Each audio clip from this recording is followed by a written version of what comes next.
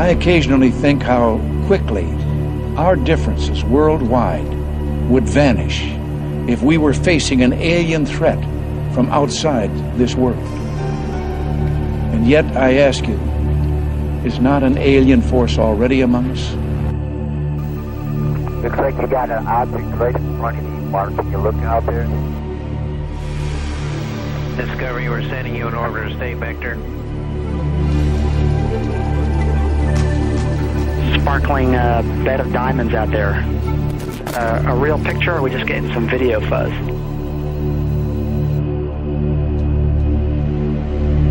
I don't know what it is.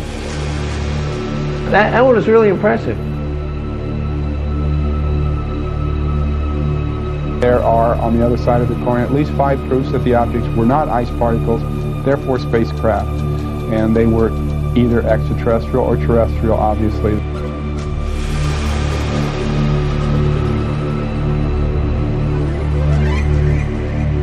We have an unidentified flying object.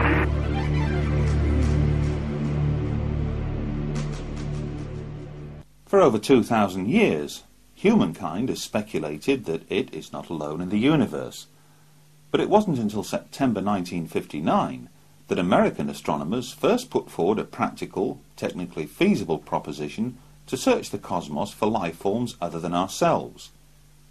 Less than a year after that, the idea was translated into practice.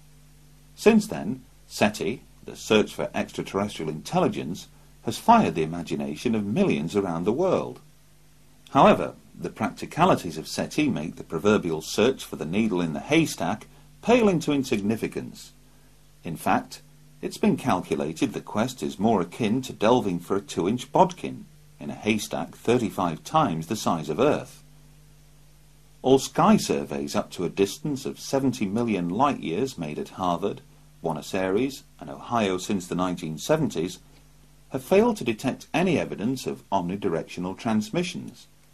After years of analysing hundreds of billions of signals, fewer than 100 have given the appearance of artificiality, and none of these could be relocated in repeated surveys. The world of astronomy then remains divided between the true believers, who think they will find evidence of extraterrestrial life in our or other galaxies, and skeptics who regard that, and the work of SETI in particular, as either a diversion from more important things or a gigantic waste of time, resources and money. It's a curious fact, but NASA is forbidden by Congress to seek communications or signals from the very intelligent life-harbouring planet SETI hopes to find.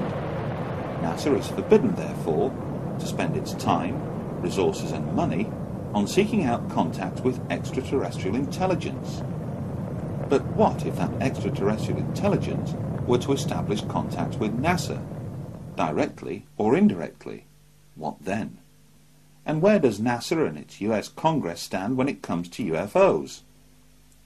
Could a small proportion of the residual evidence, gleaned from millions of worldwide UFO observations and case histories, point to an extraterrestrial presence already in our midst? Should claims and statements made by credible professionals and observers be ignored? Should intensive and documented interest shown in the UFO phenomena by every strand of the military and intelligence community be simply tossed aside?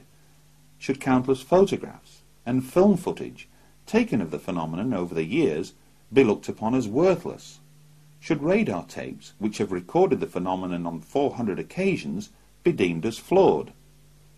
Should Congress, then, pay lip service to NASA, the scientific community at large, and its military and intelligence chiefs, or is it time that politicians began to address the most important issue of our time? Is man, as some would have us believe, a unique species to this universe, one that evolved over the eons to finally stand upright and walk this planet, one that was able in the course of less than a century to progress from horse-driven carriages to putting a man on the moon? How was this staggering technological progress achieved over such a short period of time? Is it pure coincidence, then, that midway through this period, reports of flying saucers began to emerge from around our world? At the precise moment when man was signalling his intentions to step forth from his earthbound environment, the phenomenon we now term UFOs signal back. Throughout the documented history of those early pioneering manned missions into space, one can find numerous references, made by both astronauts and cosmonauts, to witnessing, and sometimes describing, curious anomalous objects seen while in orbit around the Earth.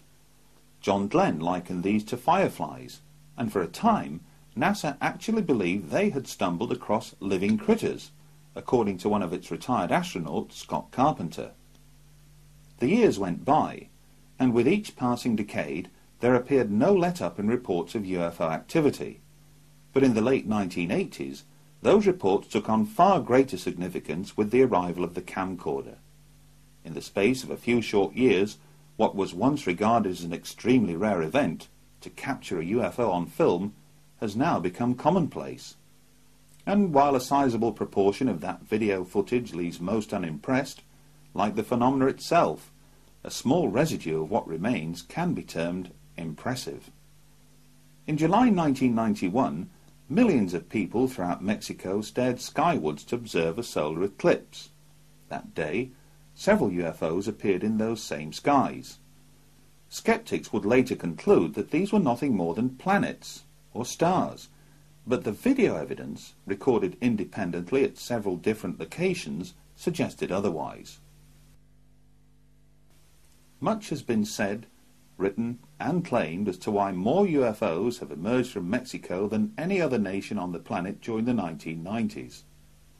Indeed, there are those who would argue that most, if not all, of the 5,000 plus hours of amateur camcorder footage taken of UFOs in the skies above Mexico this past decade alone is nothing to write home about. That the bulk of the footage can easily be explained. That some has been deliberately manufactured, while the rest has captured nothing more than passing aircraft, balloons, meteors, or falling space debris. Dependent on your point of view, the objects depicted in these sequences are either balloons or UFOs. Interestingly, during filming, the camera operators and those closest by never refer to these objects as balloons. Others liken them to spheres, a term first used alongside Foo Fighters when describing anomalous objects seen by Allied pilots operating in the Pacific theatre of World War II. Outside of Mexico, there have been other recorded instances where spheres have been seen and captured on film. Here are two recent examples. These spheres appeared over Stirling, Scotland during the summer of 1998. Local resident Brian McPhee borrowed a camcorder from his cousin after being puzzled by the repeated appearances of these objects high overhead. Some were seen to hover close to and then descend into or through the clouds. Elsewhere, some were seen to emerge from the clouds before darting away at incredible speeds. And take this as another example. Filmed in broad daylight over central London in July 1999, Christopher Martin was on hand to record the moment when this sphere appeared amidst one of the world's busiest air corridors. Was this a balloon? Or something else? But the term sphere is not just used to describe anomalous objects seen from the ground. Curiously enough, just 2 months after the Mexico eclipse, similar sphere-like objects were recorded by the crew of the Discovery space shuttle. Anomalous objects seen on the STS-48 mission footage, taken on the 15th of September 1991, have been explained away by NASA as nothing more than ice crystals, whose sudden movement was caused by the release of directional jet nozzles from the shuttle itself. What, though, the mysterious meteor-like streaks seen in the same sequence? And what of this counter-explanation